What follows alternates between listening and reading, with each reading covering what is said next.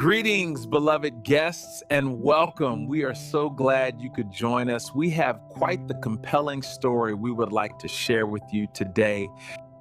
In 2001, when Conrad Rowland was a small child, he was always on the go. His mother quickly learned just how energetic he was when he jumped out of the shopping cart at the grocery store. He ran off and ended up stuck inside a freezer. After that, she started putting bells on his shoes whenever they went out in public, so that she wouldn't lose track of them. But by the age of 4, Conrad had found an outlet for all that energy: sports. Instead of running away from his mom, he poured himself into baseball, basketball, soccer, and tennis, and by 11 years old, he was already a standout athlete. Around that time, his school announced a special guest speaker for an assembly, none other than Hall of Fame baseball player Rod Carew. Conrad was awestruck. He could hardly believe he was in the same room as a real professional athlete, let alone one as accomplished as Rod Carew. That day changed everything. When Conrad got home, he couldn't stop talking about how incredible Mr. Carew was and how he, Conrad, was going to become a professional athlete just like him. For many kids, that sort of passion would fade, interest shift, life moves on. But for Conrad, the impression Rod Carew left was profound. He never wavered. He dedicated himself to becoming a professional athlete, and he succeeded, though in a different sport.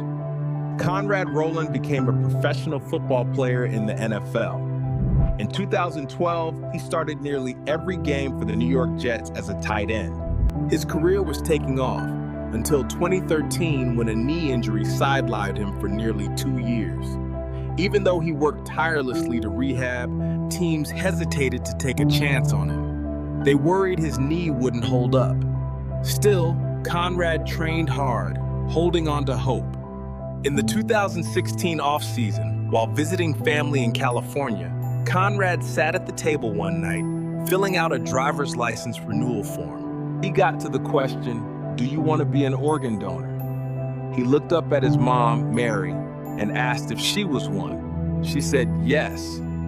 Conrad nodded, checked the box, and told her, "Okay, then I'll be one too." Mary remembers thinking, "I hope it never comes to that." A few months later, while working out at a local gym, Conrad suddenly developed a blinding headache. He described it to his mom as a weird click in his head, followed by a searing pain behind his left eye. She urged him to get to the hospital immediately. At UCLA Medical Center, doctors diagnosed him with a brain aneurysm. If an aneurysm ruptures, it's fatal, and even if someone survives, they often face severe neurological damage. Conrad stayed positive, assuring his family he would beat it. But just 4 days later, on December 12th, his aneurysm burst. He never regained consciousness. Because he was an organ donor, doctors kept him on life support until recipients were ready. One of them was a man in his 70s who had suffered a massive heart attack the year before. He needed a heart transplant to survive. When he and his wife got the call, they were stunned. His life was about to be saved. They rushed to UCLA Medical Center. Hours later, the surgery was complete and it was a success. The man who received Conrad's heart was none other than Rod Carew, Conrad's childhood hero, the very man who had inspired him to become an athlete. At first, neither family knew, but once the connection was discovered, they bonded instantly.